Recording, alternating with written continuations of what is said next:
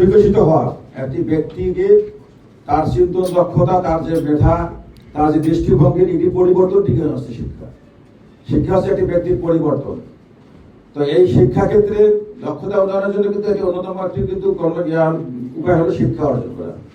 তো হয়তো শিক্ষা অর্জন যারা আমাদের শিক্ষা ব্যবস্থার মধ্যে অনেকে হয়তো শিক্ষিত হওয়ার পরও তারা কিন্তু আসলে কাজ পাচ্ছে না।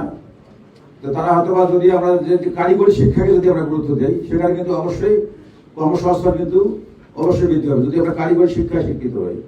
আমাদের মাধ্যমিক লেভেলে কিন্তু 10টি ট্রেড আছে, কিন্তু আমাদের মাধ্যমিক স্কুলে 10টি ট্রেড আছে। সেটি 9 10 যারা বাচ্চারা পড়ে তারা কিন্তু এখানে ভর্তি হওয়ার তাদের সুযোগ আছে। কিন্তু অনেক ক্ষেত্রে দেখি যে প্রতি ট্রেডে 40 জন করে ভর্তি হওয়ার কথা, কিন্তু সেখানে কিন্তু অনেকেই কিন্তু 40টা ছাত্রছাত্রী অনেক সময় পাই না। তা আপনারা আপনাদের আশপাশে যে স্কুলগুলোতে কারিগরি ট্রেড আছে সেখানে আপনারা অবশ্যই একটু কথা বলবেন, প্রধানমন্ত্রীর সাথে কথা বলবেন। সেখানে যদি অবশ্যই 40 জন বাচ্চা অন্তত জন্য 9 10 ভর্তি হয়।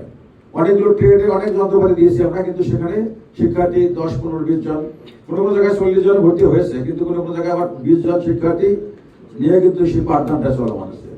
তা আপনারা যদি এই বিষয়টা দেখেন, আমাদের অনেক স্কুলে আছে, অনেক মাদ্রাসায় আছে এবং কারিগরি প্রতিষ্ঠানে আছে, যে ট্রেডগুলো আছে সেই ট্রেডগুলোকে আর সঠিকভাবে পরিচালনা করে এবং সেখানকার থেকে প্রকৃত শিক্ষা, ব্যবহারিক শিক্ষাটা সেখান থেকে তারা অর্জন করে।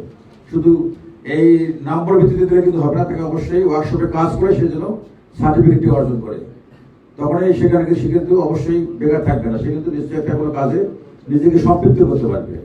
তো কারিগরি শিক্ষার উপর আপনারা গুরুত্ব দেবেন। এখানে যারা আছেন বিভিন্ন প্রজেক্টের কর্মকর্তা কিন্তু আছেন, আপনারা দেখবেন যে কিভাবে এদেরকে কারিগরি শিক্ষায় এদেরকে অ্যালাইন করা যায়, যে সেখানে যদি একটা প্রশিক্ষণের ব্যবস্থা করা যায় স্বল্পমেয়াদী।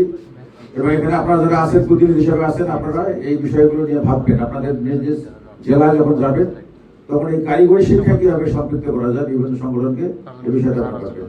তো আমি আবারও ধন্যবাদ জানাচ্ছি আমাকে এখানে কিছু বলার সুযোগ দেওয়ার জন্য, এবং আজকের এই দিনব্যাপী কর্মশালা সার্বিক সাফল্য কামনা করে আমার বক্তব্য শেষ করছি।